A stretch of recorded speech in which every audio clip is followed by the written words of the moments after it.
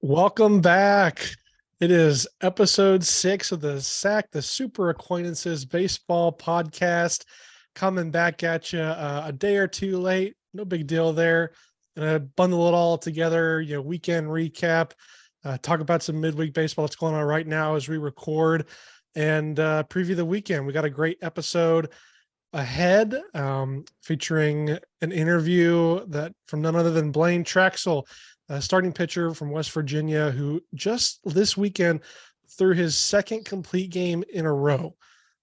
So Blaine's been on some G shit right now, but arguably even more importantly, I've got two additional. Well, I shouldn't say additional since I wasn't even at the last episode, but two more acquaintances back than I've been used to. And one in particular that's been MI for a while there, Benjamin, nice guy, Benji. How How's it are you going? doing? How's life been? I'm doing good. I'm on my first real semester of nursing school. I got finally accepted. So that's some big news that I don't think some of you guys knew, but wedding planning and work. So I've just been super busy. So I'm All happy to this finally be damn able to wedding get to planning this. and weddings happening in the fucking pod. There's so Jeez. much, man. How does Yeah. it make you feel, TJ? Ladies, I am still single. all the ones listening to this pod. Yeah, all the ladies You that never know. listen There to could be the one or pod. two. It's kind of you cast a narrow net in terms of the audience of this podcast, but if they're listening to this podcast, might be a good match if they're that into college baseball. So, but That's why you yeah, get paid the big bucks. wedding planning definitely is not easy at all. Yeah, it's a Before lot. I get on, catch up with you a little bit, TJ, just for our listeners, we're coming in here recording Tuesday night.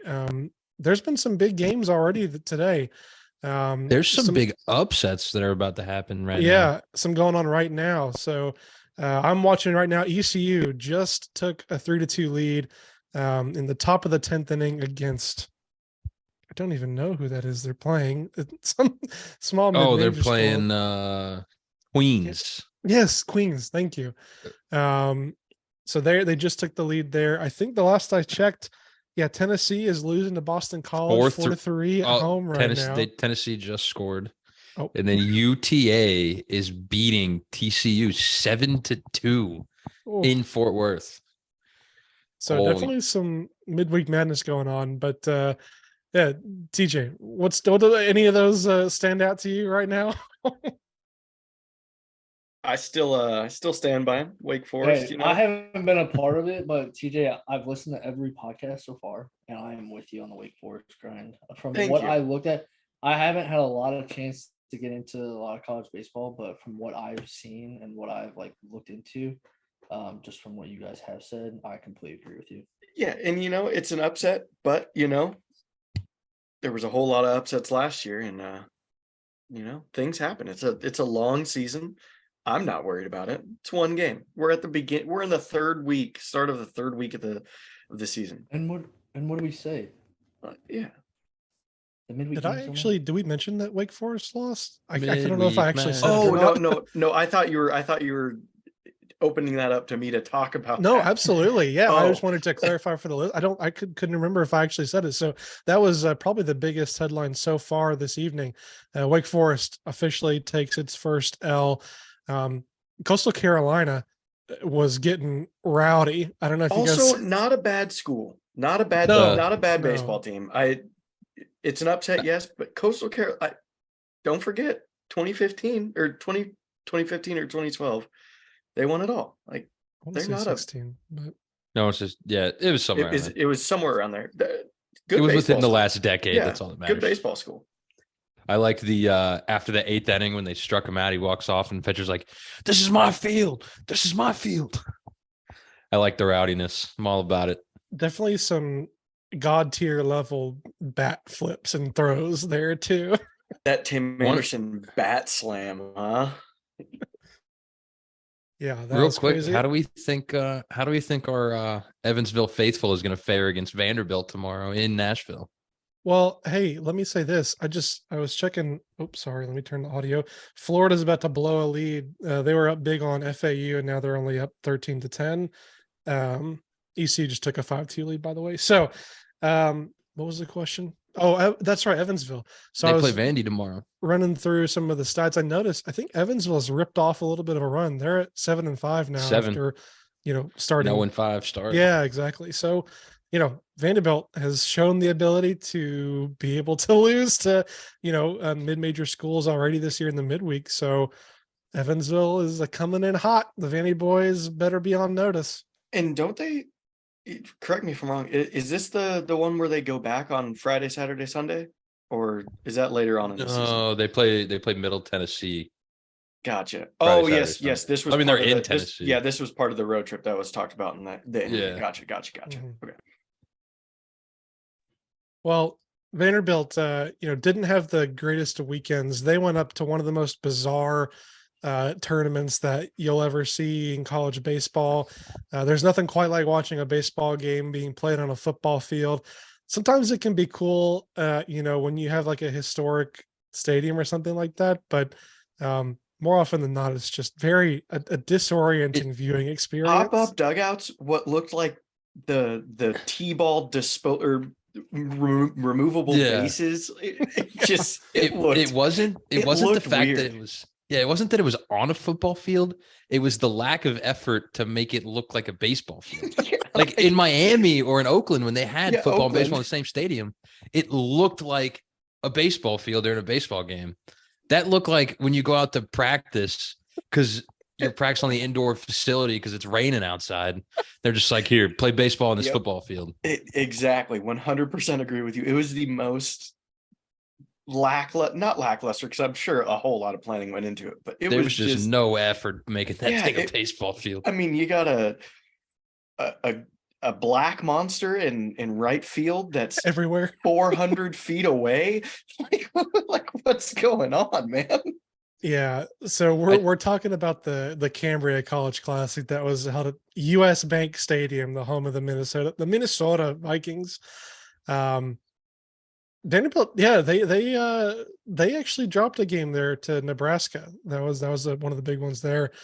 Ole Miss comes out on top there. They sweep that weekend. So there is debate on whether or not Brennan called that game. Yeah, I mean, there's no debates. Brennan's not here. We heard So in he the was wrong. last He didn't call pod. it. We heard in the last pod what his picks were. Text can be different, whatever. He can choose one or the other. He can choose the text. He can choose the what he said in the podcast. I did listen to that today, so I got side with Brennan on that one. Sorry. Oof. All right, so I'm just gonna start picking on the pod, and then I'll text the opposite picks, so I can never be wrong. Yeah, before we you got to hedge it somehow. From this tournament, Maryland had a rough weekend, 0-3. This is coming off a series they just dropped to Ole Miss, coming off of I think a series they narrowly beat. I want to say West Virginia, I think. So really tough start to the year for Maryland. Not looking so hot to start off the year. Yeah, and I'll follow that up. I mean, we've said it before. The Big Ten isn't a baseball conference. I mean, they're just not a good baseball conference. They all have teams, but I still think that them and Rutgers will still be heavy contenders going later into the year.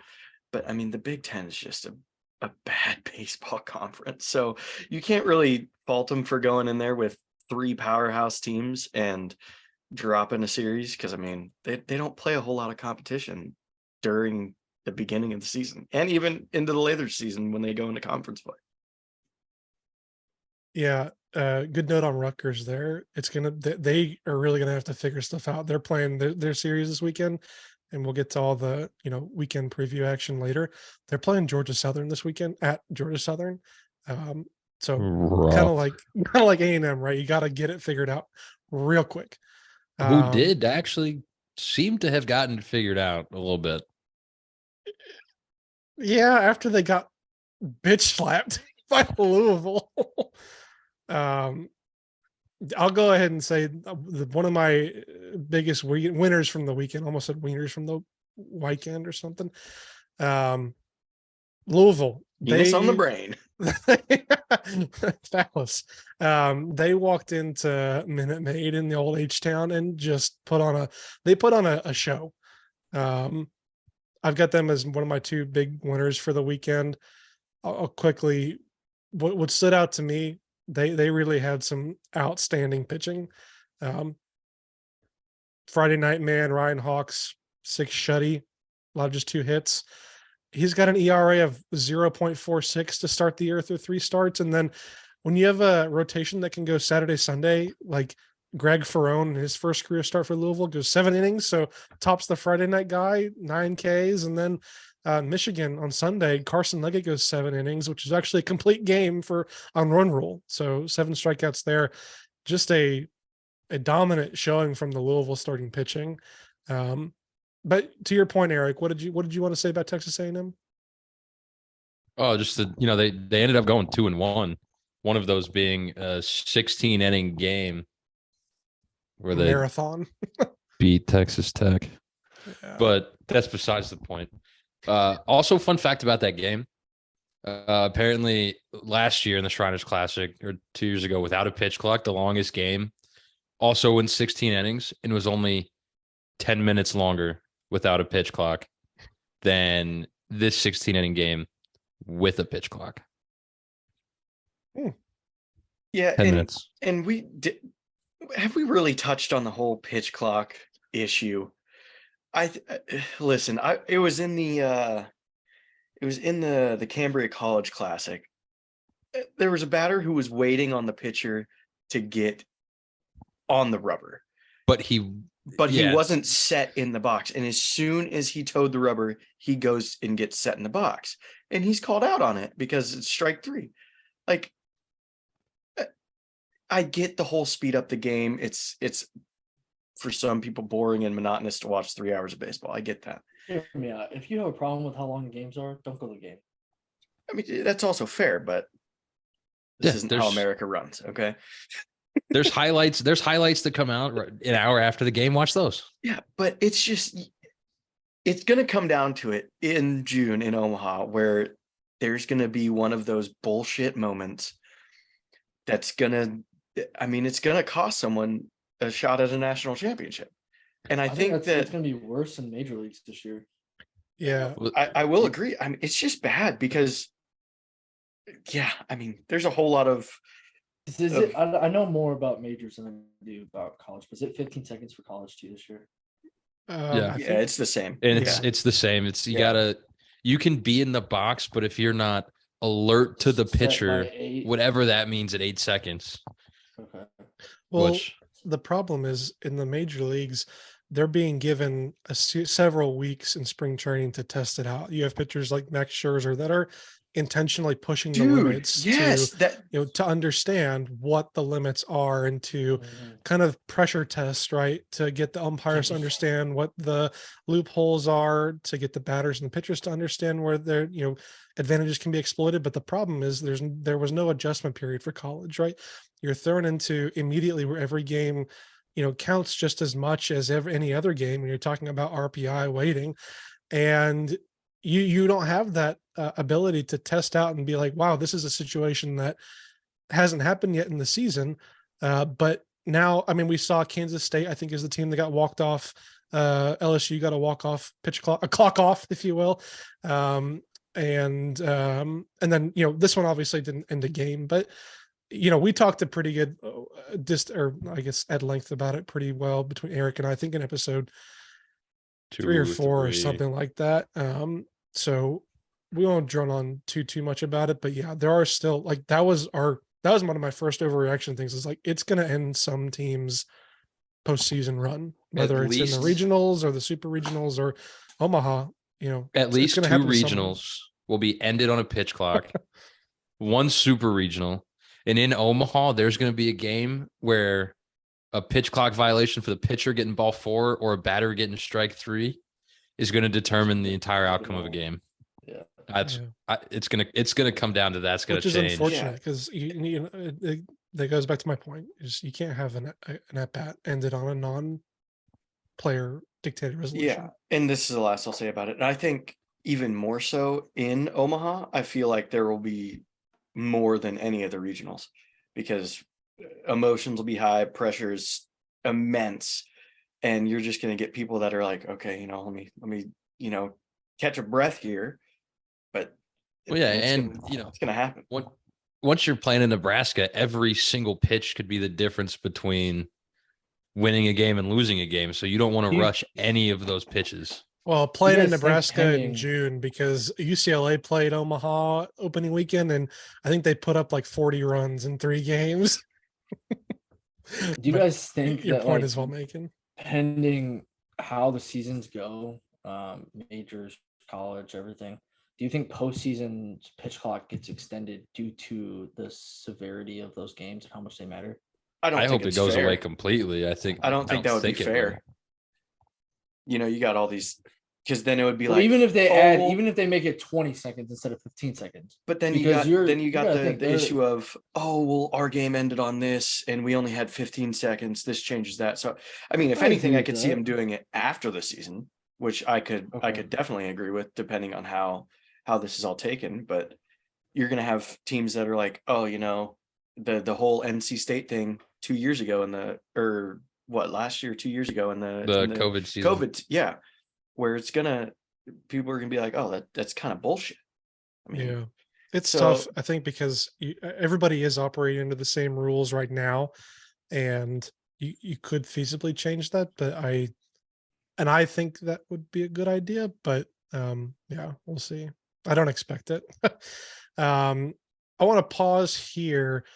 I want to provide a few clarifying notes that might spur some conversation from the notes I sent you guys from last episode. So one of the things I had written down on Mississippi State, who did not have a good weekend this weekend in Texas. I just realized that neither of the two guys that went to freaking the tournament this weekend in Texas are on the pod.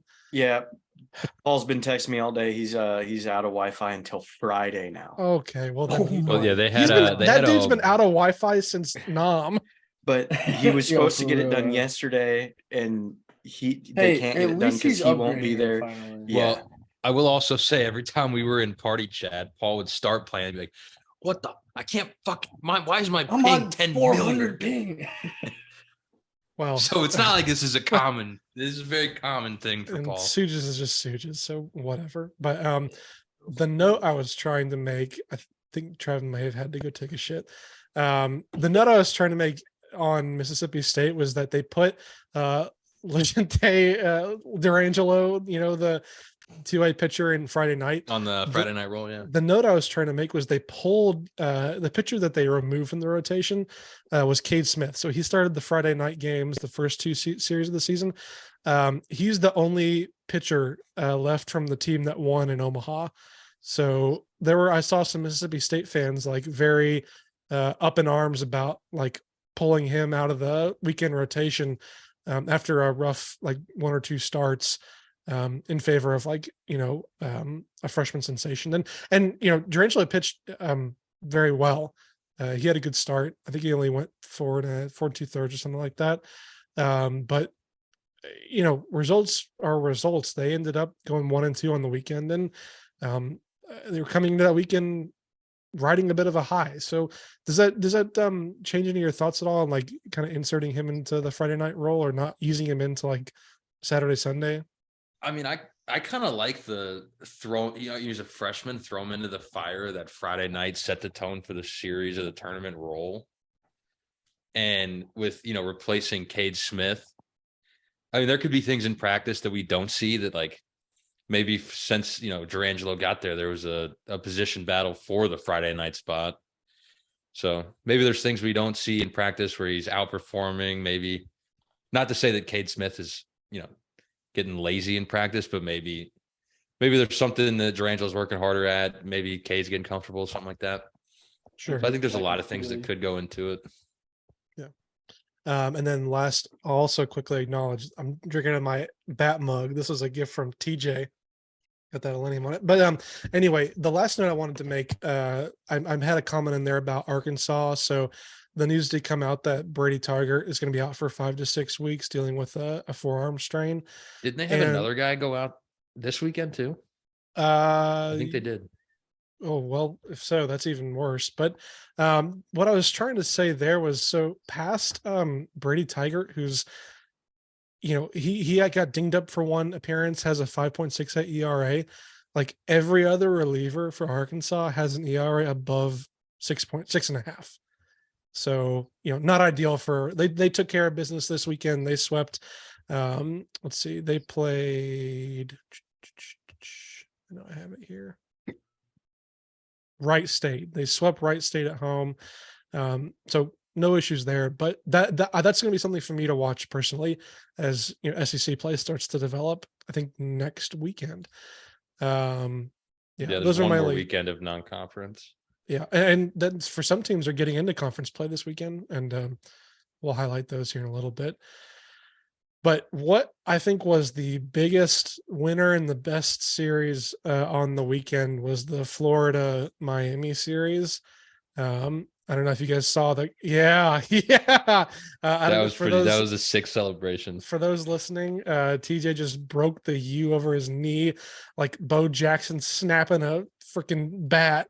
That series was electric. Can't forget about the old picturesque flip, giving him the bird as he's rounding third too. Before that, Jack Caglione giving him the middle finger. Yeah, it was an awesome series, like back and forth. Miami led off game one. Yohane Morales yo-yo went yard for a 3-run home run. And then Brandon Sproat, he was the Saturday starter for Florida last year. He's stepped into the Friday role. Responded after the 3-run home run with 4 shutout innings. And then Wyatt Langford, 2-hole hitter outfielder, had 2 home runs that game. They take game one, and then Miami. So they really had a comeback on Saturday. Florida was up 6-1 by the end of the 5th. It was tied 6-6 going into the 8th. And then Miami ended up winning 11-6. So that was the game where all the drama happened. Blake Sear, freshman phenom, hit 2 home runs that game on the second one after Miami goes up. He throws up the U to all the Canes fans there in Gainesville. And then Jack, had two Jack Jacks. Oh, that makes me think of The Incredibles. Had 2 home runs also. That was the play where he gave Yohane a little bird rounding the bases. But one of the things that incredibly may have gotten overlooked in that game, Hurston Waldrop, a transfer starting pitcher from Southern Miss last year, struck out 14 hitters in 6 innings. And I don't know if you guys saw some of the tweets that I was putting out on the account. Like, he was throwing a splitter that looked like a Roger Clemens level splitter, Bugs Bunny, like just pulling the string and ridiculous arm side run. That was some Avatar airbending right there. That thing was tailing. Credit to 11.7. I think they accurately described it as unhittable. And now, granted, Miami did tag him for, I think, ended up 3 or 5 runs. So when he was missing spots, he was missing in the heart of the zone. But 14 Ks in 6 innings, like that is elite level stuff. And then Sunday, Florida gets the run rule in 8 innings. The catcher, BT Realpel, hit a grand slam. And then Jack Caglione on the mound, 8 strikeouts and 1 run in 6 innings. So he's hitting 2 home runs on Saturday, getting a quality start on the bump on Sunday. And then Ty Evans hits the 3-run walk-off, or excuse me, they hit 3 home runs in the 8th inning. Ty Evans gets the walk-off. And as he steps on the plate, just takes the U and cracks it. It was great theater, at least from, a viewing perspective. Since they have golden spikes for pitchers and hitters, what's the chances Jack Caglione sweeps the golden spike sword on both sides? Is that true? I thought it was just for like the most outstanding player. I think they have one for pitching and one for hitting. I could be wrong. I'm not mistaken. If I'm not mistaken, it's called the Cy Young. Brendan McKay. Yeah, there's a specific award for the pretty two-way sure player. Brendan McKay did get golden spikes though, and he was a 2-way player before as well. And I was actually going to bring that up since we're talking about that. because I think he played at Louisville.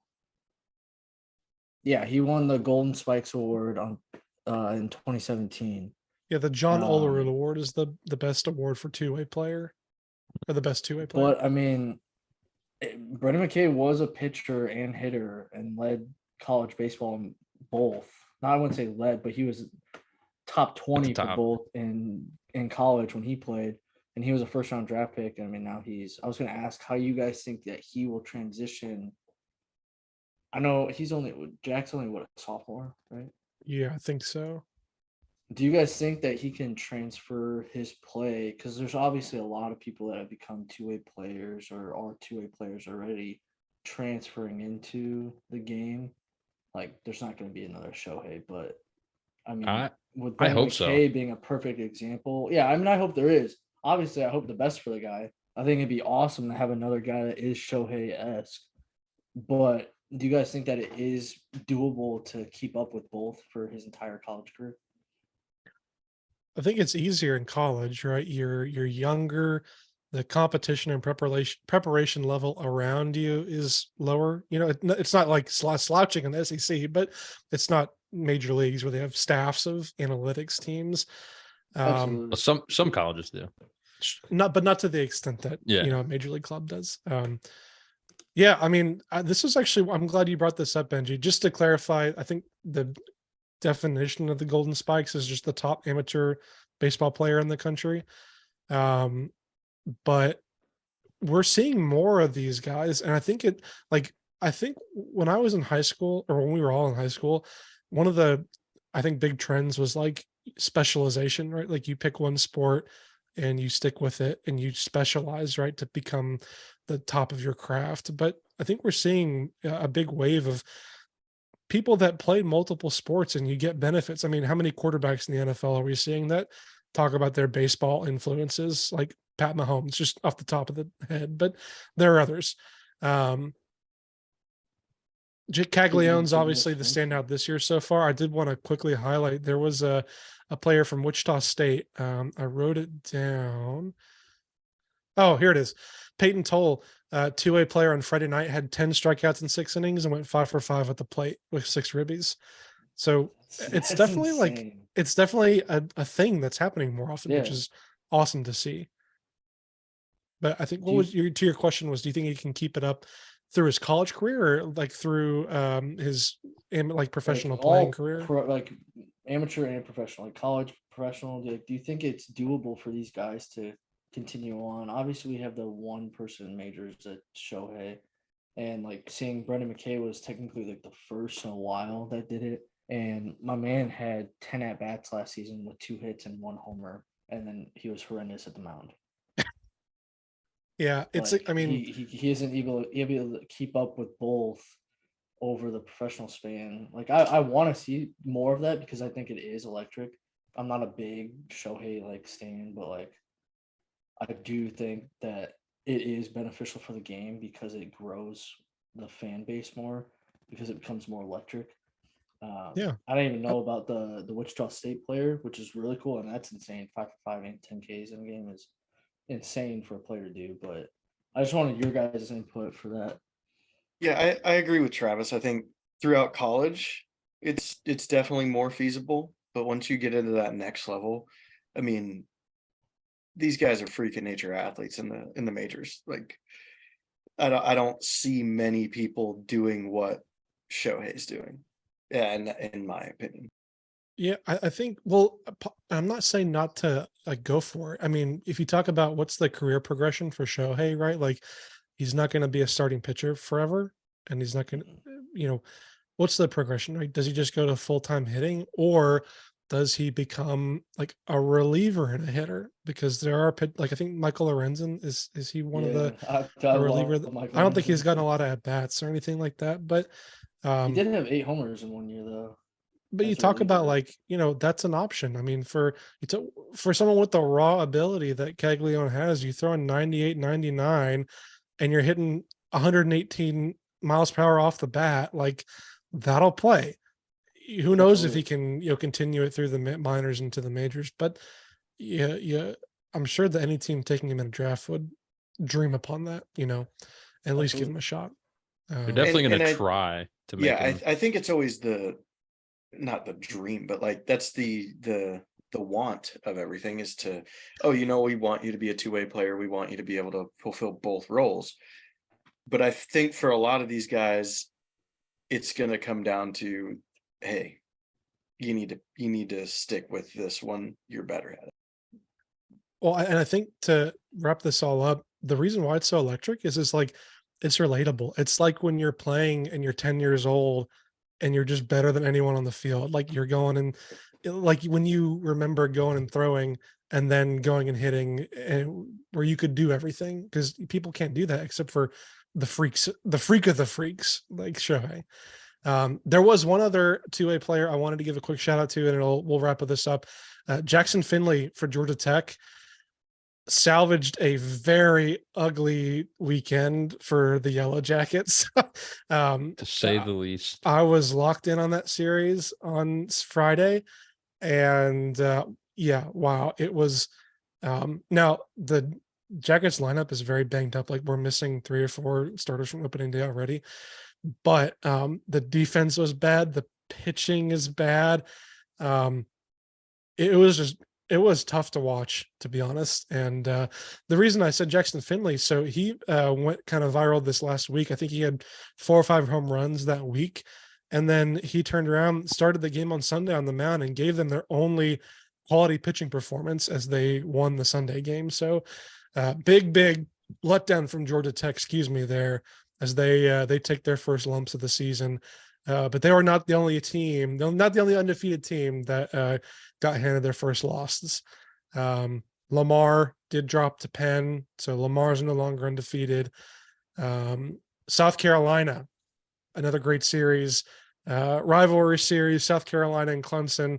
Clemson takes game 1, so South Carolina is no longer defeated, but the Gamecocks did come back to win that series. Let's see. I would like to put out that I did say Lamar was going to be the first ones to lose their lossless streak. Yeah. Other undefeateds quickly: Virginia swept Rhode Island, Troy swept SC Upstate, Alabama swept UIC, and NC State. I was on hand for a Saturday shellacking of NJIT where Cannon Peebles, one of the great names in college baseball this year, went 6 for 6 with 10 RBIs, 3 doubles, and 2 home runs. So what was crazy about that performance is his last at bat. Eric and I were talking about cycles, like natural cycles versus ending on like a triple. So he comes up to the plate with 2 home runs, 2 doubles, and a single already. So just locking the triple. Ropes one to down the right field line. So everybody in the stadium's like, he's got a chance. And he like just stumbles a little bit while he's rounding second base and ends up like hosed by several steps at third base because he kind of tripped himself up. But yeah, the whole crowd was like letting out a sigh. And I stayed for the post game, like to say hi to Parker, and we'll be dropping an interview there for NC State fans probably next episode. But when Cannon walked out, like all the family and friends like gave him like a standing ovation, which is really cool to see. So NC State, after Wake Forest lost today, the only remaining undefeated team in North Carolina. So credit to the Wolfpack. How many undefeated teams are left? NC State, Alabama, Troy, Virginia. I think that might be it. Well, there's 6 teams still on the hunt for their first win. Fun fact. We got Northwestern without a win, St. Peter's without a win, New Mexico State, Long Island, Minnesota, and Fordham, all looking for that first elusive win of the season.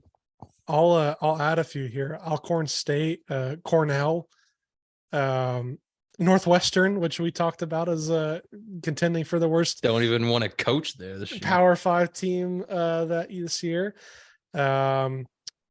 I do quickly. This is a nugget I found, and I want to remind everyone listening, similar to Iona from last year, we're not laughing at the players. We're just noting the reporting on college baseball. Yes. So I believe I have found what is right now the candidate for the worst team in college baseball so far this year. And that designation right now is going to go to the Northern Colorado. Let me look up their mascot, the Bears, the Northern Colorado Bears. The Golden Bears. The Golden They got Bears. thrashed. As I said on the last podcast, they'll accept anybody. I got my acceptance letter 2 hours after my application was submitted. So on Iona Friday, does have a chance to double their win streak. Double or nothing, maybe. On Friday, Northern Colorado gave up 32 runs to Washington. What is interesting about that is that the 21 runs they scored through the first 2 innings would have been good for their most runs in a complete game since scoring 25 runs. Did you say first innings? 2 innings? I did. That's the second time this season they've given up 30 plus. So, and again, where I was going here was the 21 runs. If the game had ended after 2 innings, which there's an argument that maybe it should have, that would have been their most runs in a game since they scored 25 against Northern Colorado in 2019. So rough weekend there, a rough matchup there for Northern Colorado. The Washington Huskies drew 23 free passes in the game. 8 of those were hit by pitches, 15 walks. So the Golden Bears are sitting at on Friday, it was negative 19.5 runs per game was the margin. So they were losing games on average by 20 runs. To be fair, they did win their first 2 games of the season. So they started off really hot at 2-0. So this is also my favorite thing about this team is if you were to look on their official school website, they list their record at 2-9. If you were to look at Warren Nolan, you would see that their record is listed at 0-8. Why is that, you might ask? Their first 3 games were played against a non-Division I team, Colorado Springs. So I love that they're listing it on their also website. Got accepted there to be like, hey guys, like we got some wins this year. Doesn't matter who it was against, you know. And then they had a canceled doubleheader against Colorado School of Mines. Yeah. What is that?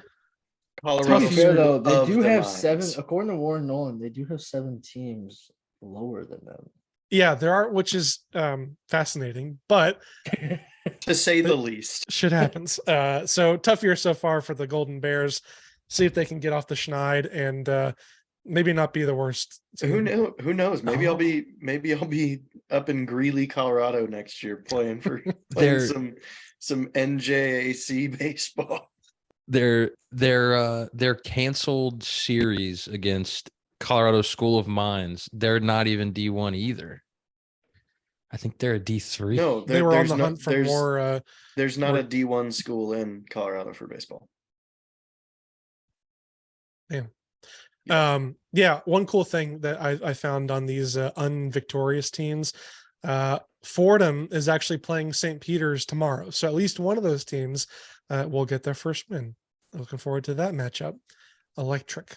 They're playing a bunch of Division II teams. Let's see here. So we talked about the biggest winners from the weekend. Florida coming off that big series against Miami, and Louisville just really dominating the Round Rock. No, not Round Rock. This was in was it the Shriners Classic this year? Yeah, down in Houston. No, that was Frisco, wasn't it?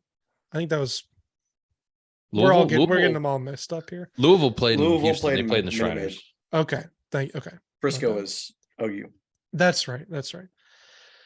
So yeah, we talked about a little bit about the Frisco Classic. We won't talk at all about OU since the people that were there are not here. So the only thing to note there is that Ohio State technically won it, and Mississippi State they had to beat California to avoid getting swept. So rough series. The other biggest loser of the weekend might be Florida State. They came in to the weekend fresh off a really great series victory against TCU, and then hosted Florida Gulf Coast and dropped their series at home. Want to highlight here another great college baseball name. Joe Kinker is now tied all time for the career home run lead at Florida Gulf Coast with 46. So kink on, Joe. Hopefully you can set the record there. We also had a couple of ups. I think that one might have been too much for TJ. Kink on, baby. I was really afraid you were going to say biggest losers was Texas Tech going 1-2. Yeah, they did not have a great showing. I probably would have put them if I had remembered. What did you see from the Red Raiders this weekend? Because a tough loss to Rice, 2-3 on Friday to open it. Squeaked out a 10-7 win against Michigan, who had a very hot ninth inning, scoring 3 runs to make it going from 10-4 going into the ninth, finished up 10-7, barely got that one. And then obviously the 16-inning marathon against A&M where A&M took the lead, 2 runs in the 16th. And, we talked about, Tech will always hit. 1 out of 3 games they actually hit this week. So that's going to be their demise is their pitching. And that's what it's going to come down to is how good can they pitch? Because like we've said many times, the hitting's not always there. Yeah, what stood out to me about that game, specifically the game against Rice, I looked it up. Like, you look at the box score and see they had 2 errors and they lost the game. I think you had some good analysis, Eric. I looked at the box scores and stuff, and the errors didn't lead to runs. But again, it's kind of a point to what we talked about previously, how it feeds back into the pitching and the overall defensive They had play. 5 errors on the weekend, and you making errors, you just can't win games. You can't win games allowing free passes on the bases when you should be getting outs. Yeah, we'll see how they do this weekend. They're hosting, going back to Lubbock, where they always historically have hit very well, but they're hosting Iowa this weekend, who have 8-1 Iowa. Yeah, they're right now could be argued as the best performing team in the Big Ten right now. Well, I'm probably not gonna watch whatever game Brody Breck pitches in and just pretend it didn't happen. So we'll see. You. Hey, I'll highlight one team. I do want to pat myself on the back here. I didn't get to submit my picks, obviously, before last weekend's episode, since it wasn't on. I would not have been perfect by any stretch of the imagination. I definitely had Georgia Tech. But I, in the notes I sent Eric, I bolded Grand Canyon. I did have them winning their series, and they really shut out. And what to me really made the difference is their home crowd. Like, they have been consistently drawing great crowds for their baseball games. So credit to the fans there in Phoenix. I might be able to actually, they're playing New Mexico in a midweek next week, so I might be able to go check that out. Zach Gregory, the Arkansas transfer, again had a go ahead base hit on Friday, and then also one last great college baseball name, Grand Canyon. Someone hit a home run. His name is Homer Bush Jr. It's awesome because there's a lot of different ways you can go. Like, is he, related to the presidents? Is he? He's a junior, so somebody had to pass down that name. That's a Southern bumpkin kind of name right there. That's like something I'd hear like Brennan naming his son. Bush Maggio. I think Junior. Brennan would put a junior and not even be a junior. Not even yet. Absolutely. No, that's the real Louisiana name. Is you just name him Junior, it'd be Homer Junior. Bush Junior Maggio, and then he would just call him Junior. There's another good baseball name out there, Washington. They were perfect. They got Perfect Games National Pitcher of the Week, Kiefer Lord, whose nickname is Chief Keef. Of course it is. What's funny is the tweet. You can see it. They put Chief Keef, and it's got the parental advisory, and it's like the Bitches Love Sosa album cover that they put him on. Lord Chief Keef. Let's see. There was one other tournament. I know, Eric, you kind of did the tournaments preview. One of the ones that was interesting, Long Beach State went into Greenville, North Carolina here, just a quick jog down the road from me, and swept the weekend, including a win over East Carolina, which was, they were coming off a midweek loss against Duke. So definitely be looking for I guess they got their win in the midweek here tonight. So see if the Pirates in their fresh new purple powder jerseys those things can bounce back a little bit. So clean. It's like, what did Big Donkey say? These look like they taste good. I was in a party chat with Sue just last night when Travis said those, and I was like, I said those look like they smell amazing. just a nice lavender scent. So unless you guys have any other notes or things you want to share, I want to quickly scroll through some of the teams that I would say kind of took care of business. Oregon State, we haven't really talked about that much, but they took 3 of 4 from Cal Poly. They're 9-2 on the season now. So Beavers, shout out Dylan, right? Yes, perfect. I remembered his name. 9-2 on the season for the Beavs. So starting off hot. Not a lot of people are talking about them after they lost a lot of pieces from last year, but hotter than my Ducks. Well, I mean, Oregon swept a 4-game series at San Diego, so played very well there. Southern Miss got back on track. I did not pick Southern Miss. A lot of people expected them to lose to DBU, who was a hot team coming in, but Southern Miss bounced back. They actually swept DBU at home, so really good for Southern Miss there, getting back on track. UC Irvine, the team that Brennan said he's feeling magic about, they swept Arizona State in Phoenix. So Anteaters they're definitely sniffing something over there. A couple more in-depth. LSU, scrolling through some of the recaps for LSU, I feel like we're starting to see the full power of LSU, if you will. Like Friday night, and again, they're not playing great competition at this point, but Friday night was like quintessential LSU, 13 strikeouts from Paul Skeens, and Dylan Cruz hits a 3-run home run. Saturday, Tommy Tanks comes back from his shoulder injury, 2 Oppo tacos, right center field. They only allowed 6 runs all weekend, so kind of a clinic from the Tigers there.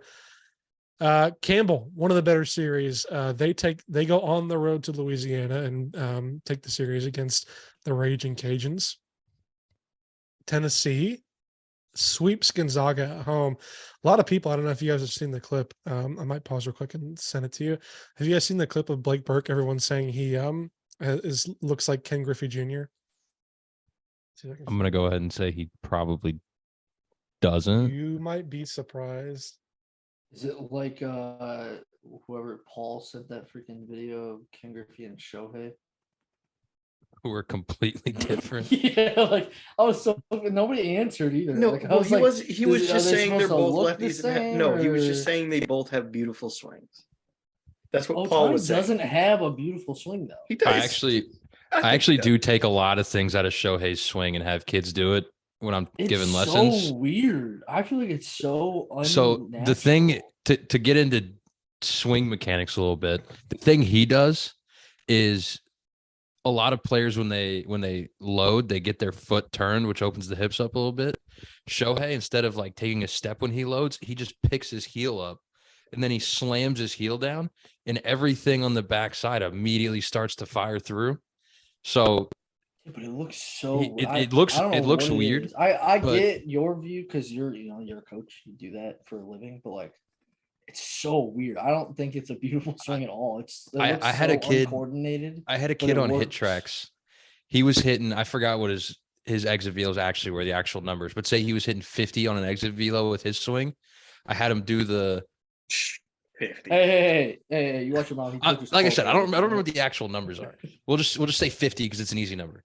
He was hitting like 50. I had him do the load on the toe and then slam the heel down. He went from like 50 to 57. He had 7 miles an hour gained on his exit velo just by doing that. That's impressive. Like, you can't tell me that it doesn't look almost uncoordinated, but somehow it works. Well, I mean, I would say your Don's got a funky swing, but I mean, yeah, because he's staying straight up. It's almost like okay. Aquino. Yeah, Blake Burke has a very Ken Griffey swing. It's in the way he finishes. Yes, the way correct. he finishes. It's not so much in the swing; it's just in the finish, like the one arm release and how it just kind of drops down to the side there. Speaking of Shohei's swing, I've never, to be honest, like yeah, I it kind of bothers me a little bit, like the Japanese players that just like fall out of the batter's box when they swing and miss because they're like leaning so much towards first base, lefties specifically. But then you take the trade off because when they make contact, it's just like beautiful. Did you see his one knee Ichiro. home run in the yeah. What's up? Like, it's just like Ichiro. Ichiro to me also had a weird swing, but that man just got on base. So anyway, the only reason I wanted to mention Tennessee there, Vitella got his 200th win at Tennessee. He's the fastest Tennessee head coach ever to get to that mark. So Tennessee's kind of rolling again. Virginia Tech, they swept Charlotte at home. Chris Cannizzaro, mentioned him before. He had his 5th straight game with 3 or more hits. Like, I was gonna bring him up, but if you didn't, because no, yeah, please. Stuff today. It's crazy. He interested me a lot. He's very.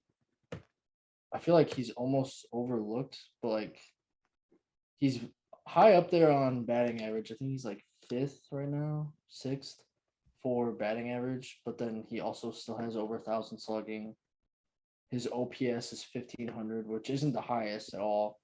I think the highest OPS right now is 1,900, which is high as hell for any college, major league, whatever you want to talk. That's a high. 1,500 is a high batting OPS. But the dude's been insane for Virginia Tech. He was one person that I saw that stood out immediately today while doing full like research while I had time. But I'll let you get into it because you get more analytic wise. But I definitely agree with you. That dude's been lights out this year.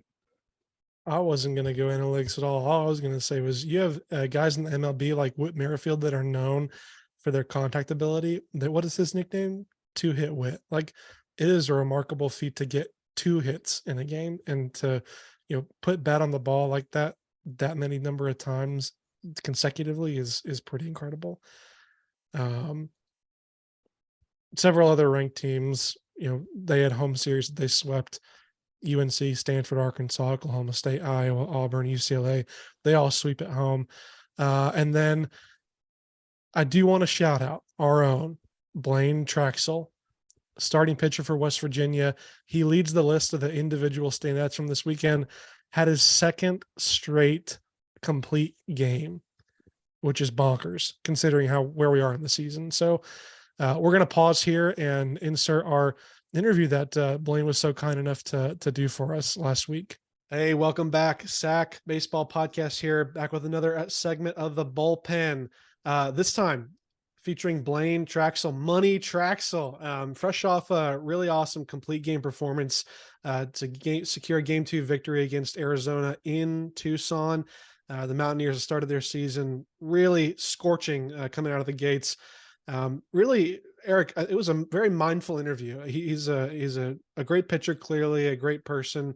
There you go. Hey man, how's it going? Good. How you doing? Doing well, man. Money Traxel. What's up? What's up, guys?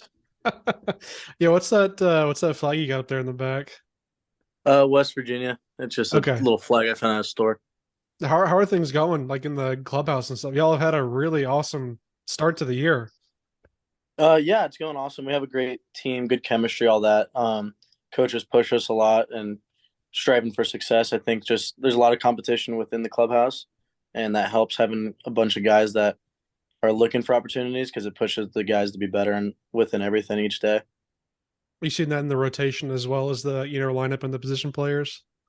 Yeah, a little bit everywhere. We got a lot of pitchers, and then A lot of position players that are fighting, especially the younger guys that came in this year. I think we have 16 guys that were here this past year, and then we had 16 guys that came in. So we had exactly half and half. So there's a lot of competition just everywhere, all over the field, really. That's make up for a good team. But yeah, so being from California, 4 years at CSUN, yeah. Yeah. What what out of all the schools in the country, what brought you to Morgantown? I pretty much got into the portal looking for just somewhere that has a playoff atmosphere, the opportunity that will be there, and really like the chances with West Virginia. Also like the opportunity and just everything here. The schooling system is good for me because I'm a fifth year. I graduated, so I'm getting into my master's program, sports coaching. So they just had some opportunities within school, and then baseball as well. Everything just lined up. I really like the coaches, like the atmosphere out here, and just kind of felt like it was time for me to move away from California. So taking the opportunity with my last year of eligibility was kind of a stepping stone for me to do it. I felt like. What's the biggest difference you've noticed in West Virginia so far between West Virginia and California? Oh, the weather for sure. I mean, I've seen snow maybe twice in my life before this, and then got out here and dealing with the fall. I think we actually had a good year in the fall though. We only saw snow a few times, only a few indoor practices and stuff like that. But the weather is real different for me, I would say. I'm originally feel from, we're both from Texas, Eric and I, and my wife is from Pittsburgh. So I lived there for about a year and a half the last year. And yeah, that was a huge adjustment. Like the idea of snow sticking on the ground for longer than, an hour at a time. Yeah. Yeah, I had to shovel 8 inches of snow yesterday for the first time, and I was like, I might just move home this week. Yeah. Also, so one quick question. What so are there any things that spending 4 years in a program that you miss about CSUN, or are there any things at the West Virginia, whether it be the school or the academic or the athletic facilities there, anything that was a surprise or like a pleasant surprise to have that wasn't there at CSUN? Yeah, I mean, obviously being being at the same place for 4 years, I was with the same coaching staff for the past 3 years, and now the head coach left, the assistant coach was stepping up. So missing the coaching staff and stuff like that, missing the old teammates that I've made the relationships with and all that stuff. Being close to home. When I was at Northridge, I was living at home and helping out my family and stuff like that. So it was really weird moving away and kind of just saying bye to everything, I guess. And then moving out here, it's been pretty cool though. I really like the opportunity of living on my own and stuff like that. Having the roommates and everybody lives pretty much in our one apartment complex.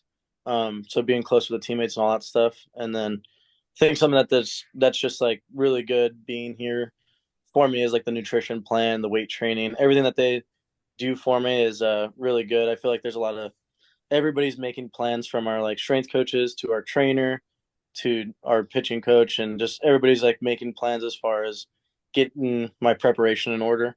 And I felt like that's a big difference for me because I never really had like too much of a plan in preparation. Obviously we had strength coaches and trainers, but just a little different. It's very more hands-on, and each person is individualized a lot more, so it's like looking out for me specifically, which is nice. That is awesome. I know you mentioned a couple of times the idea of kind of moving out away from California. Is this, are you looking to, go back home after the year? And you mentioned your master's program in sports coaching. Are you looking to go back to California, or have you enjoyed it out on the East Coast enough to, to kind of put roots, temporary roots down, if you will, Yeah. out there? Yeah, I mean my master's program is all online, so I have the opportunity to kind of go wherever I want. After this year, I will have some credits left. I might finish up in the summer, maybe in the fall of next year, just kind of gonna figure that out in the moment. And then I'm not really sure. I want to try to play if I can. Obviously, if I get a chance, I want to play anywhere I can. And then if not, I definitely want to get into coaching. That's kind of what I'm looking into once I am done playing. But plan A is to try to play for as long as I can, and then after that, pursue coaching. And that both those things could kind of take you anywhere. So, I mean, not really needing to stay home, not really needing to stay out here, just kind of seeing where it takes me at right now. So with trying to play as long as you can, what level would you decide it's time to move on versus like obviously everyone's goal is to get drafted into, start off Mhm. in the minors, stuff like that. What like is indie ball an option for you? Anything like that? Yeah, I mean, I don't really know what my options are yet. I just gonna see what they are and then kind of try to pursue them. I would be open to any opportunities like that, just kind of see what I can get. And I mean, the longest I can play baseball, I'll try to. So, doing all that would be good. Who's the furry friend behind you? This is the apartment cat. His name's Gur. Nice. Is there any kind of insight? um, so, I mean, you talk about pitching at the next level, whatever that next level may be, with a performance like your last start. I think stock can only be going up at the moment. So, congratulations for people that didn't get the chance to see it. You had a really incredible, outstanding performance against Arizona. Um, what I know you mentioned the athletic training program, the individualized approach. What preparation steps do you take upon yourself to, prepare for maybe like the week leading up to a start or the day before or the morning of? Is there anything that you have, kind of created as a routine for yourself through your 5 years of college? Um, no, not really. I mean, I do have a little bit of a thing like night before. I like to just like stretch and kind of, it's almost like a meditation, but not really. It's not super strict of like what I'm doing, but I just kind of like zone in and kind of just get my focus of like I'm relaxing and get a couple minutes of relaxation before going to bed. That's just like the day before. But then besides that, it's pretty much just listening to my coaches and the trainers. I mean, coaches have me throwing and on a certain program each day of the week. I know exactly what my throwing is going to be at the beginning of the week. And then with my strength coach, I know exactly like what my lifts are each day, what my running looks like, all that stuff. So it's just like a good preparation based on their part and what they have me doing. And it's just really how well I can listen to their plan and if I can execute it or not.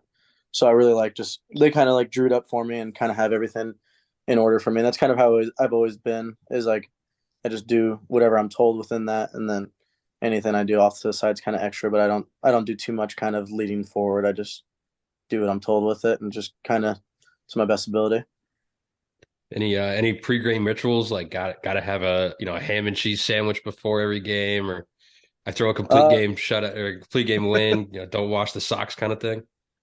uh, Believe it or not, it used to be a pregame meal was In and Out, but now being over Yeah. here, Can't being over complain about here, that one. I don't get that anymore. So usually it just leads to me making myself a burger the night before. But something like that. I just like to eat something that's decent protein and decent amount of carbs the night before, and that's pretty much it. I mean, I'm not very superstitious at all. Just jump over the line when I'm pitching. That's about it. Sure. Yeah. Well, hey, so when I was pitching, I was a left-handed pitcher. Coming from a lefty, you got a pretty good amount of like what some people would refer to as maybe like lefty funk with the sidearm delivery there. At what point in Mhm. your career did you always have that kind of arm slot, or when was that? Was that a concrete transition at one time in your career? Growing up, I was kind of over the top, and then I played wiffle ball as a kid, so I'd mess around and like throw it from down low every once in a while. And then in high school, I was just throwing a bullpen. One of my coaches saw me throwing from down low, said that they really liked it. I tried it the next game. I was pretty successful with it. And then moving forward, I was pretty much just down low for my lowest slot. And then I got to my freshman year of college. I was just down low. And then one of my coaches saw me playing catch over top, and like I threw a breaking ball. He was saying that he liked it and wanted to see what it looked like against hitters. I did it, and my strikeout numbers went up within the season. I did it in the middle season my freshman year. And then after doing that, I kind of learned that I could throw kind of three pitches from three different slots, and I was decent at it. So then the goal was to go after my freshman year to summer ball to kind of learn how to do it the right way in a start and how to do it successfully and all that. So I would say like the middle of my freshman year season, I tried it, and then I really got into it after my freshman year, and then I've been doing it the past three leading into my fourth year now. Yeah, I mean that sounds like the prime draft material for a team like the Tampa Bay Rays that just want to give a team like a new look every inning. It's like, Yeah. leave me in for 3 innings, man. I got 10 different looks, 10 different pitches. Yeah. Real quick, I noticed, on the wrap from your game last week, you've done a couple other complete games before at CSUN. Is there anything that in particular that stood out about this one in comparison to, others in your career? I think it was really cool. This past one, because I've been away from home, like I was saying, and this was the only game on the West Coast that we'll have, and my family was actually able to drive up and all that. So, and they're kind of a rowdy group. So within the game, hearing them yelling and stuff like that was really fun to hear, because I just haven't heard it in so long, and it was just like I was reflecting on the opportunity of them being able to come, and like I was thinking about it. If I don't get a chance and an opportunity to play after this year, that could have been the last game that they ever get to see. So it's kind of like an extra edge of like I need to step up, just show them. And then I had a friend that came down, and then I had another friend that lived in Arizona that came. So I had a little bit of a support system that was there for me, which was really nice. And like I feel like that's the only time I'll really get like all my whole family to be able to watch me play within this year at least. So it was really cool just being out there and getting to show them everything that I could do. Well, if they're a rowdy crowd, sounds like they'd fit in Morgantown pretty Yeah. well. Yeah, they would, I'm sure. They should. You Have got you to gone see if to? you can. I was say you can see if they could get some recordings of your family from that game. Start playing it through the speakers back in West Virginia. Yeah, Pump it something. in. And did you go to? I don't know when. I assume you're on campus for the fall. Did you get to go to like any football games or anything? For the fall. Yeah, I pretty much took all the opportunities to go to all the football games. I've Yeah. been to a few basketball games. I tried to go to a lot of it. I like being involved within the sports and all that stuff, so I really like it. Very cool. Well, hey, so one quick question we haven't really gotten to talk to many players about, and it's been a little bit of a bigger topic in the MLB, but the pitch clock this year. Have you noticed? Have you had to make a concentrated effort to speed up your pace or tempo, or have you always worked quickly? And then I guess a follow up is, have you noticed it has it been very noticeable in your experience from the past several years, then versus comparing it to this year? Yeah. I mean, it got implemented while I was in college, so you could definitely notice the games. Like when in my freshman year, it was a lot slower pace, stuff like that.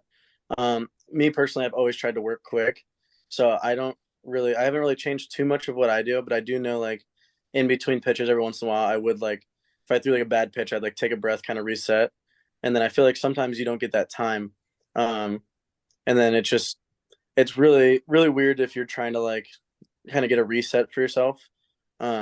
But over the years, it's definitely a lot different. Even this year from last year, because now it used to be just like you could step off and wave your arm, and that count to reset it. So that was honestly slowing it down more than anything, because you'd wait for the 20 seconds, then you'd step off and do that, and then it'd reset, and it was like we're just slowing down the game even more with this clock now. And then now this year, you only get one step off per batter, I believe it is. So it's really different. And you see it in some big opportunities, honestly. Like that's when it usually happens most. I think it happened to me in Arizona. My catcher was struggling to get the sign with our from hearing it from our coach, and we had bases loaded, full count, and I stepped off with like 3 seconds. And if I didn't step off and take the one step off, it would have been ball four, would have scored a run and all that. And I think I stepped off, reset it, and I think it led to me getting it out. So it would have been a big change in the inning, obviously. But yeah, you see it the most in those big situations, I feel like, for sure. So between throwing complete games without and now with the pitch clock, do you notice any difference come like 7th, 8th, 9th inning between like whether it's like feeling more stressed out towards the end of the game, running more on adrenaline, stamina might be a little bit lower? Is there any difference there as far as pitch clock goes? Not too much of a difference for me. I kind of break up the game into thirds whenever I'm going into a start, and I feel like that's the best opportunity for me, because first inning you want to stay strong or start strong, second inning you want to stay strong so you can kind of stay in, and then the third inning you're pretty much trying to close it. So the way I think of it is like if I do that 3 times, that's how I think about a start pretty much. So I kind of break it up into that, but there is some timing stuff that does get weird. There's a few innings where like I'll have a routine of like when I get one out, I'll stand up and do this. Like when I get 2 outs, I'll do like this stretch. We have like these clubs that we use for like shoulder care. I'd like to do that with 2 outs, and then like when there's not enough time, you can't do it. And then timed in between innings, you have to like hustle out as soon as the third out's happening. Kind of all that stuff. Waiting for your catcher is a big thing too. So there's definitely some stuff within the timing that does throw me off, but I wouldn't say more like fatigued or anything like that. So you also mentioned pitch com. Which do you prefer, the pitch com or just the old fashioned catcher gives you the signs? Well, ours is pitch com just to the catcher, so they're giving signs still. Okay. Yeah, so it's Have the you same. used It's the same the for me. I haven't have you used the the ones? pitch com yet. Okay. Yeah, I am interested to see what it looks like, but I have not used it yet. Very cool. All right. What you mentioned being out west for kind of the only time this year, being able to see your family. Did you ever go on any? I mean, this is a pretty substantial road trip. I just saw you guys had the opportunity to play an exhibition game against the Diamondbacks. Was that? Yeah, What was that like? that was a pretty cool experience.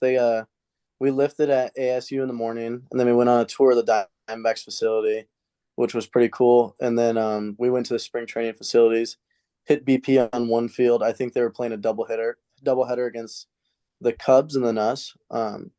So while they were playing the Cubs, we were hitting BP and getting ready to play them. And then we just played a 7-inning exhibition game on the spring training field, which was pretty cool. It's a pretty cool experience.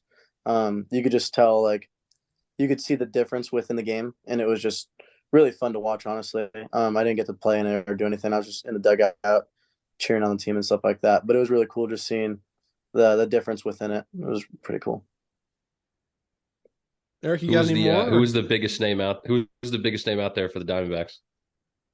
Well, they had Ivan Melendez, the first baseman. Yo, so that kind The of fired Hispanic everybody Titanic. up. Yeah, that kind of fired everybody up because I'm sure he did a lot within this Big 12. So they were all fired up to face him and stuff like that. So that's true. I forgot. Yeah, you guys, a lot of you guys would have played against him this year. Yeah, so a lot of them played against him, and they're like, "Man, we just can't escape this guy." So, yeah, you picked a good year to transfer into the Big 12 now that he's gone. That's funny. Yeah, but yeah, so it was interesting getting to see him. I obviously didn't play against him, but a lot of the guys around in the dugout and stuff like that were like, it was like funny coincidence that we were playing against him again. How did he do? What? I think he went 0 for 3 in his at bats. Hey, that's there right. We go. 0 for 3. I know for sure one strikeout, but there you go. Yeah. What Big 12 team are you most looking forward to playing this year? Oof. We say this. We grew up in Texas, so like Big 12 is right up our alley. But West Coast. Yeah, I'd say probably TCU. Honestly, they got a lot of hype around the name. And then the hometown team. Yeah, and then I mean, obviously they've been good. They're the team that you watched growing up as a kid, so it's just a team that I've been excited to play against, I guess, leading into it. But I don't like looking too far into it as far as like looking to the Big 12, just kind of looking 1 week at a time. But I guess if I had to like put a star on one on the schedule, that'd be a cool one to just see how they play, how they do things, and everything like that. Very cool. Are you guys traveling to Lubbock this year, or is Texas Tech coming to you guys? Ooh, I'm not sure, honestly. Texas Tech fanboy over there. So big Tech fanboy. Kind of multiple arm angles. Eric, unless you have anything, I'll ask one quick question and we can get into our kind of wrap up. But when you attack hitters, with the kind of sidearm delivery in the back pocket, is there anything you focus on? Like, I know I would drop down occasionally and then run a lot of fastballs, lefty, because you generate a lot of that arm side run. Is there anything like a specific, I mean, you don't have to go into too much detail, but a pattern or a way you like to set up, your best weapons as a way to be offensive on the mound? Yeah, I mean, I like being down low in a lower slot, with runners on base and stuff like that. Try to get ground balls and force that issue. If I'm pitching for strikeouts, I'm usually more on the side or over the top. Trying to get contact, I'm usually more down low. Like I said, I throw a fastball, slider, changeup from all three. So it's just more of like what I see within the hitter and stuff like that. The switch up on my own, the coach just calls the pitch, so the catcher doesn't really know what slot it's coming from when I'm throwing it. And then, but I mean, we've worked with the catchers the whole fall and everything leading to right now, so like they're used to it, used to me doing it. And all the balls move in a similar way, and it's not like I'm throwing very hard or super wild. They kind of have an idea of what to expect when it's coming. So yeah, it's just more of reading a hitter and whatever I think is best in the situation. I'm sure the catchers love that the first few bullpens, seeing 3 different random arm slots, not knowing which one's coming. Yeah, it's a little weird. The first few I let them know, and then like after they kind of seen it for a while, then we kind of worked into it where like stopped telling them where it's coming and stuff like that. And then they're all used to it now, I think, though. Awesome. Well, thank you so much for taking the time to join us. We typically like to end these just a couple of rapid fire questions, super lightweight. Do you have a favorite spot in West Virginia outside of Morgantown? I don't know how much you got to drive around at all. I mean, I've been to Cheat Lake, which I like, and that's probably about the only place that I've been over to. It was a good, nice like atmosphere over there, and just pretty beautiful to see, honestly. So I made the drive several times. I live in Raleigh, and we go up and visit my wife's family in Pittsburgh a lot. If you are able to drive, go check out the New River Gorge. Like, it's an awesome, massive bridge over a national park. So go check that out. Cool. There's also a lot of fun mountains if you got a fast car to drive around too. been done that a couple times. Who's the best player you've played with and against? Honestly, hitters wise, I'd say with is this year JJ Weatherhold's got one of the best swings. You just don't see a bad at bat from him really. Within the fall, I think he hit 460 something, and within the spring back, I think he did even better than that. And before leading up to the season, I think he's just one of the hardest guys to face. He's left-handed, and he's a tough at bat every single time. He doesn't really throw away at bats. So I like him. I like him a lot. He's probably one of the best players I've ever played with. Speed, and then too. Yeah, and then besides him, I would say maybe I play with Denzel Clark, which he's in the A's organization right now. He was my center fielder for a few years. Probably the most athletic player I've ever seen in my life. So I'd say those are probably the two best players that I've ever played with. And then against, I don't know. I played against a lot. One of my first batters that I've ever faced was Spencer Torkelson in college, so that was pretty cool. I'd say I think he might have been my very first batter ever. So, and that's a hell of an introduction to college ball. Yeah, so I remember that one. So I'd like to say that he was probably the best one I ever played against, just because it was super crazy. There's a lot of hype around the name, obviously, and then we were looking at it leading into it, and it was my first game. I had the jitters, all that stuff, and then ended up pitching. They matched me up against him, so it was pretty interesting. Did you get some weak contact? No, he probably hit him 100 miles an hour at the shortstop, but I got an out. Hey, okay, even that I just did getting out. Yeah, it's so you step on the mound. You can pick one player for Major League history. You step on the mound, he steps in the box. Who are you facing? I'd like to face Pete Rose. He's probably my favorite player ever. So I'd say him. I just love the way he plays the game and everything like that. What do you think your chances are of making him go back to the dugout? I don't know.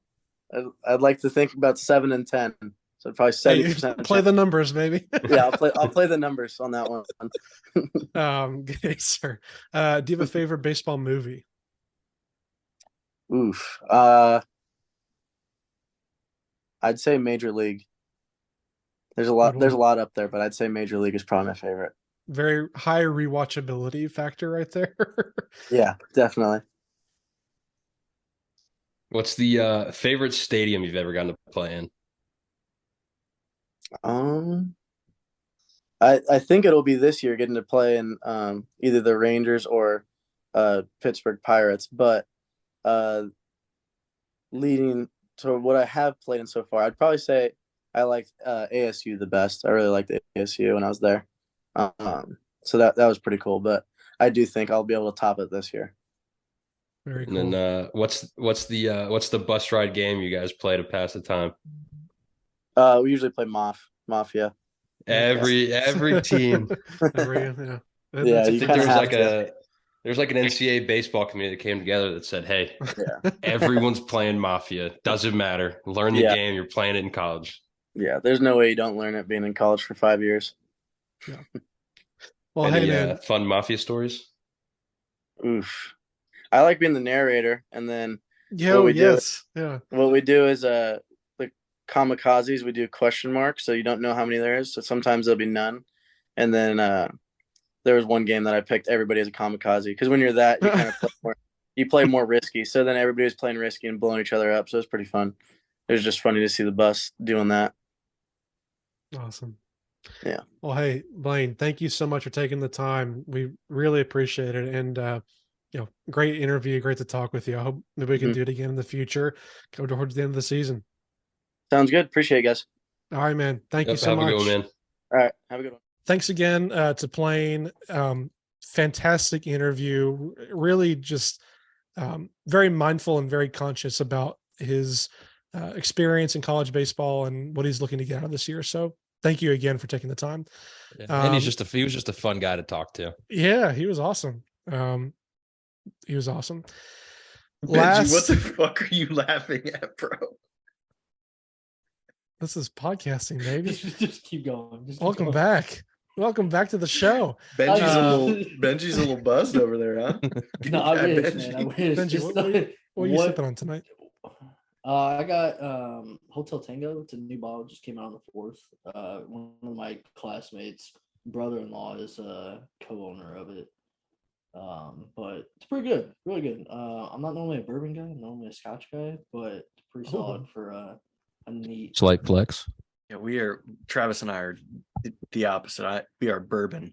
Bourbon. Well, you dabble Scotch. both. Yeah. You dabble both. I am not a rye guy. I love. I don't like rye. I just don't like it. They all taste super light to me. I don't know. I like the heaviness of the bourbon. I don't know if that makes any sense. But Benji, do you have a favorite region or anything? No, I don't have a favorite region. Like brand wise, so I like Belvany, McKellen. Those are my two big ones that I like to indulge in. You know I what like they say things about I bourbon? can mix with. You know what they say about it'll put a little hair on your chest. Also could put a little hair on your upper lip. That thing is coming in nice. Emphasis on little. I need to turn up the contrast on my screen. Yeah. Oh, come on. You can see that. I like to drink things that I can mix with Red Bull. That's disgusting. Are you still 12 years old? Yeah. I either go with Jaeger, Tito's, or whatever the cheapest beer I can get at the store is. And mix it with Red Bull? Okay, not the beer. I don't mix the beer with Red Bull unless I'm Is that what they call a flaming Dr. Pepper? We gotta verse you in some. Benji, you're from bourbon. You live in the Midwest. You know what a flaming Dr. Pepper is, right? Yeah, it's Corona, Disaronno, and there is a drink that tastes like Dr. Pepper though. It's a Corona, Disaronno, and a little bit of something else. It's pretty good. Are you talking about the one where you light it on fire? Yeah. Yeah, I forget what that one is. I think it's got Jaeger in it. No. So my first co-op experience was in Warsaw, Indiana, middle of nowhere. So pretty close to Valpo. And yeah. So I went to a house party with some of the co-ops. We were all getting to know each other. Sorry, this selenium bat is leaking all over the place. Not a great, I guess it broke or something. Anyway, so we went to a house party and these guys are like, you guys, we're going to do some flaming Dr. Peppers. And I'd never heard of the term. So what is a flaming Dr. Pepper? So they say you have a shot of Bacardi 151, you light it on fire, and then you drop it into a beer and you chug the whole thing. And pretty good. This female co-op couldn't have weighed more than 115 pounds or something like that. She's like, I'll do a flaming Dr. Pepper. She did it successfully, and then she was just passed out immediately. One shot of 151.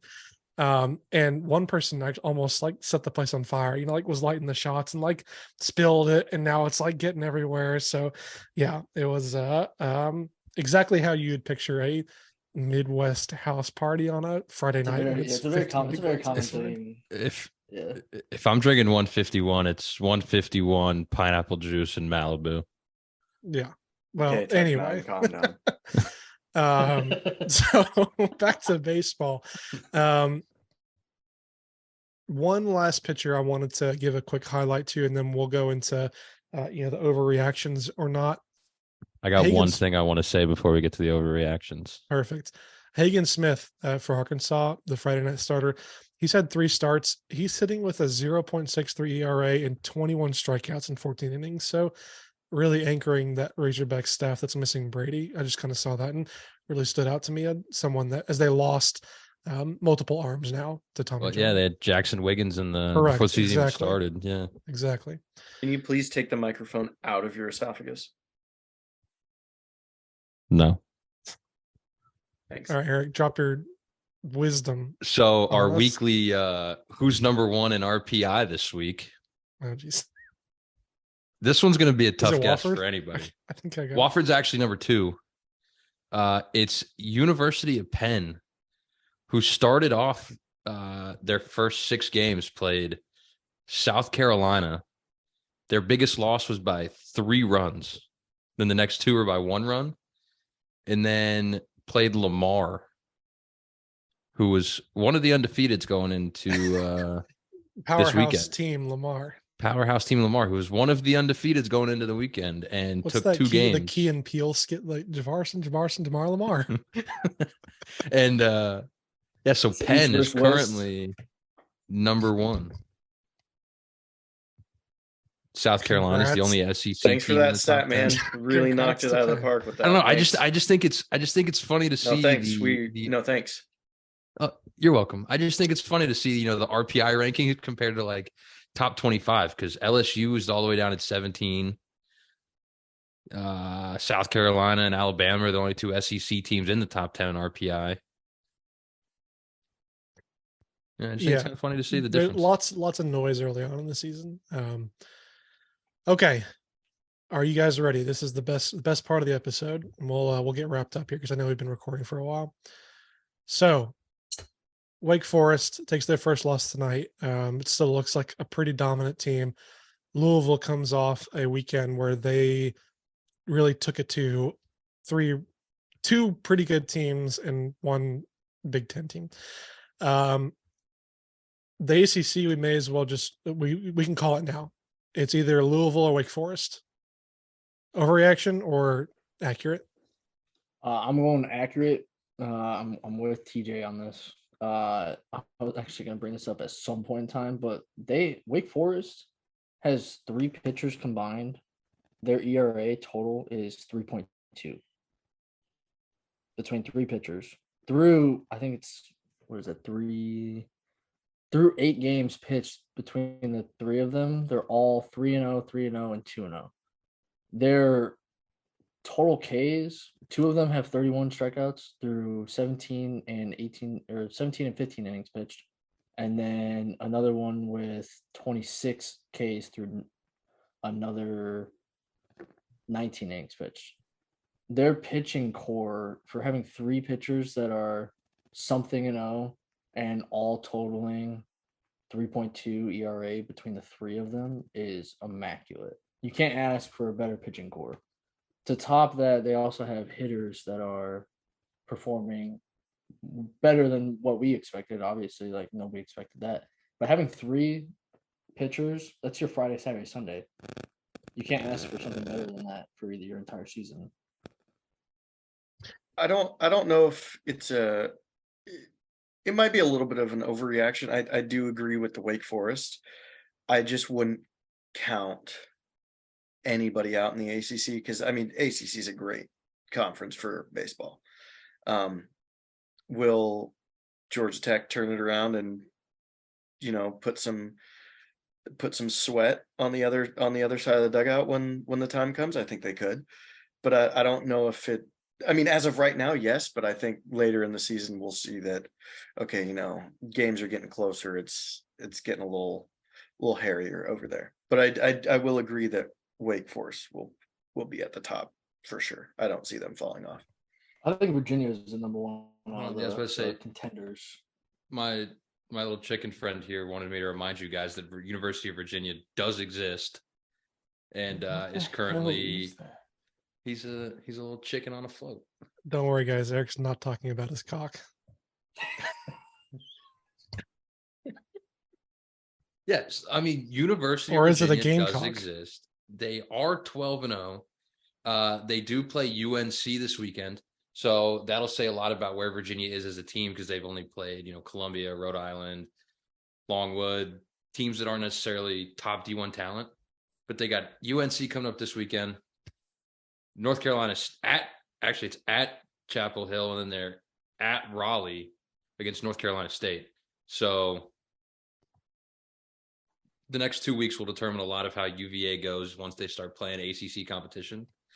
Because then they get into Florida State, Virginia Tech, Miami, better competition. But I have full faith in Ray Geloff. So yeah, I think my opinion still is... riding with the boy Jake.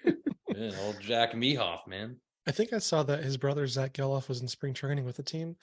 Mm-hmm. Yeah, my thoughts are, I think it is a little bit of a reaction. Those two are clearly the cream of the crop right now, but just kind of to your point, TJ, it's a very crowded conference. And I also like to point out one team specifically. I feel like we're doing the same thing we did with Virginia Tech last year, where we just didn't pay any attention to them.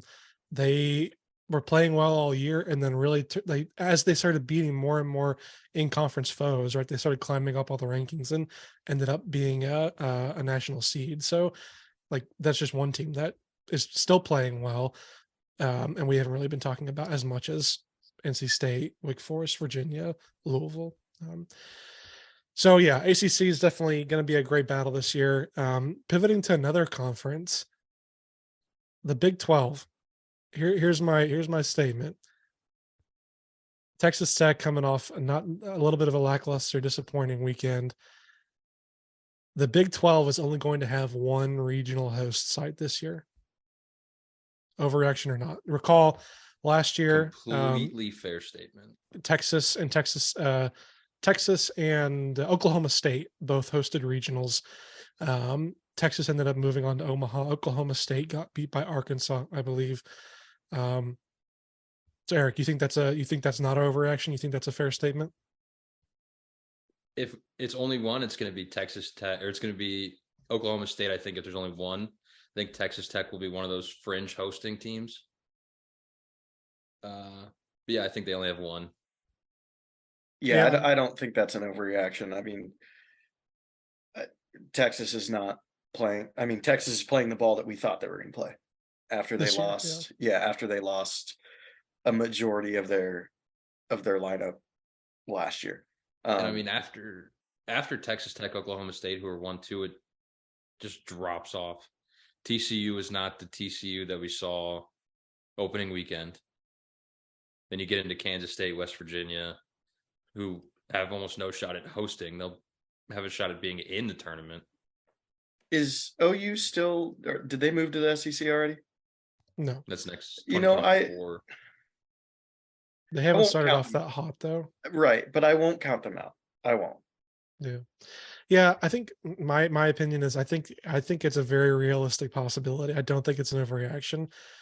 It was surprising to me looking at the standings, realizing that Oklahoma State has been the best team in the Big 12 so far this year.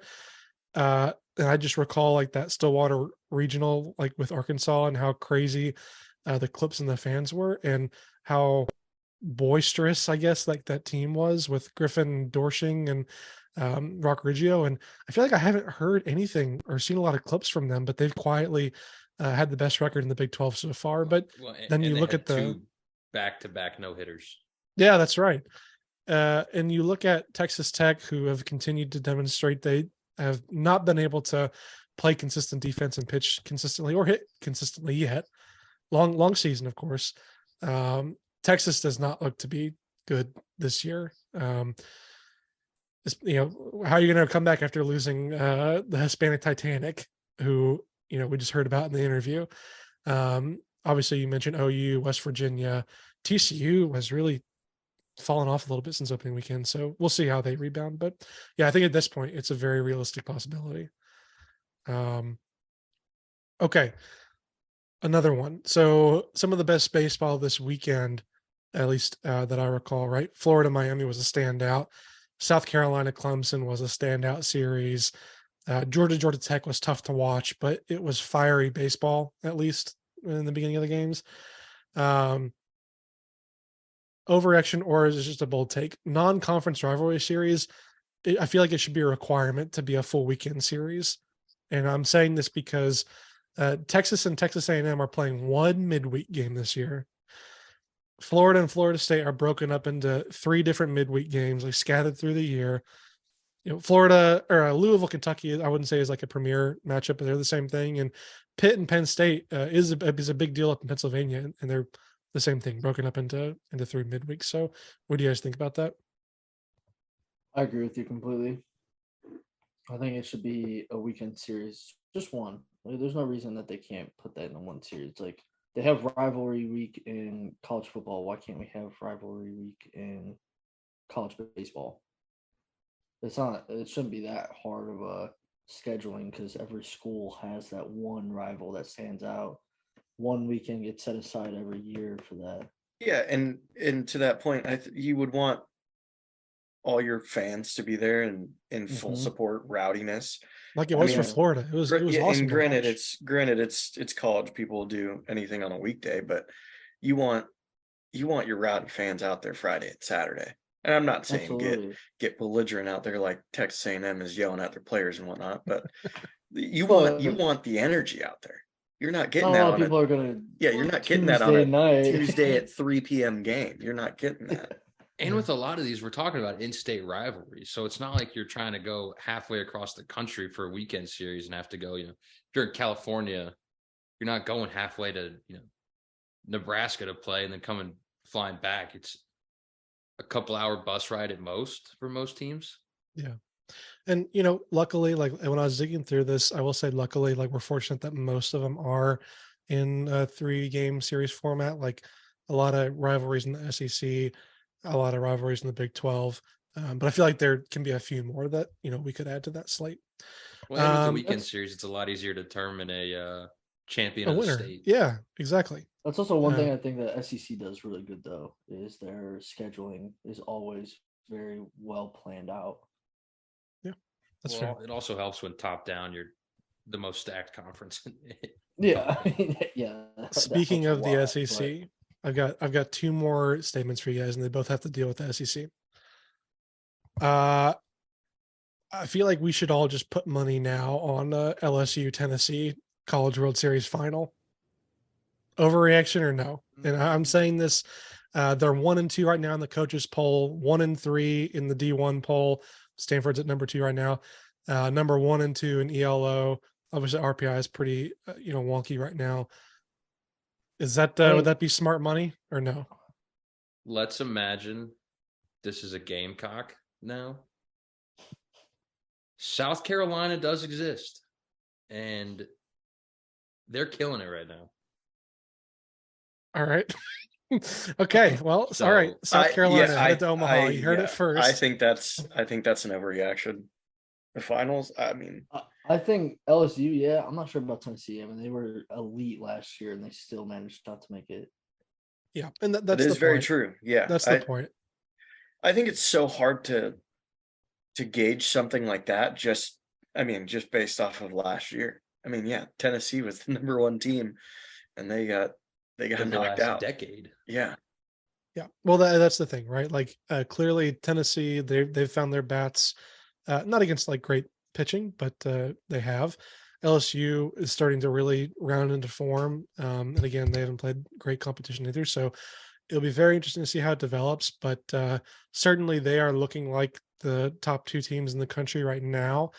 But of course, anything can happen in the postseason. So no, it's not smart money just because they look like the 2 best teams right now. Though the one last team I want to talk about, and we've talked about them a pretty good amount already, Florida. What is their ceiling? What is the top of the ability that Florida can play? Can they be an Omaha team? Can they win a national championship this year? I think for sure an Omaha team. I mean, I don't know as far as national championship. I haven't watched enough Florida baseball to be able to make that decision. But I mean, just off stats, I mean, definitely at least super regionals, if not Omaha for sure, in my opinion. I feel like we'll know by the Ole Miss or Tennessee series. If they can pull out a series win versus both of those teams, then they have a higher chance of being that okay, they're a champion worthy team, like they're a College World Series team. Yeah, I was going to say, ask me on April 3rd because they go Alabama, Florida State, Ole Miss, Florida State, Auburn. So and then Tennessee right after that. Running a gauntlet for the whole last half of March. And if they can pull that out and maybe only drop 2 games total, we could be looking at one of the best teams in the country, one of the top 3 favorites to win. Yeah, I think I would put, I think they have Omaha, if not potential, like almost probability, like based on the way they're playing this year. And I say this as someone that watched them a lot last year since I had them in the fantasy league. Like they never really put it all together. They got close in the SEC tournament last year, but there was always something, like the pitching wasn't quite right or the hitting wasn't quite right. Watching them now, it just they have a bullpen to figure out. But the lineup is clicking on all cylinders with Wyatt Langford and Caglione and Josh Rivera, BT Rappel, the catcher. Ty Evans hit the walk-off home run against Miami. And when you talk about a rotation, like Sproat, Waldrop, and Caglione is like, that goes toe-to-toe with any, three pitchers in the country. So we'll see. Obviously, regionals test the depth of a team, and we'll see if they can get more starting pitching in the midweek. Obviously, even tonight was a struggle for them, giving up 10 runs, I think, to Florida Atlantic. So, but they have the star power for sure to make a deep run. All right. Anybody have anything else? Otherwise, I'll quickly burn down the weekend slate. Maybe we can do a pick 'em in the chat and post that. But anything else? Any final thoughts, guys? It's ready for more baseball. It was a pleasure All right. being back a part of this. It was a pleasure for me, Benji. Me personally. All righty. Well, out on the West Coast, we've got a former powerhouse matchup. Cal State's visiting Pepperdine in a series. Some mid-majors. Liberty at ECU are playing. Kicking off ACC play, Notre Dame's coming down to Georgia Tech. And I personally, despite how bad Georgia Tech looked last weekend, I think they're going to mop the floor with Notre Dame. I think Notre Dame is washed after last season's run, Link Jarrett departing. They have not started off the year so well. So I think Georgia Tech's going to dominate that series. To Eric, I think you guys mentioned UVA traveling down to Chapel Hill for UNC. Rutgers, Georgia Southern we talked about. Louisiana Tech is actually going to Arkansas. That's not going to be a cakewalk of a series. Louisiana Tech's always have a good team, and we just saw them almost sweep Ole Miss in a midweek, or basically sweep Ole Miss. NC State's going down to Miami for ACC play. UCLA and Oregon in the Pac-12. Oregon State is hosting Washington State, and I do want to point out that we talked about Oregon State. Washington State started out the season 11-1, so the Cougars there are really playing good baseball to start the year. And then a couple of one last mid-major series. Troy, undefeated, is going into UCF Orlando. So we'll see if they can protect their undefeated record. But yeah, thank you guys so much for tuning in to this episode of the SAC Baseball Podcast. Looking forward to tweeting with you guys and getting after more baseball this weekend. And see you guys next week.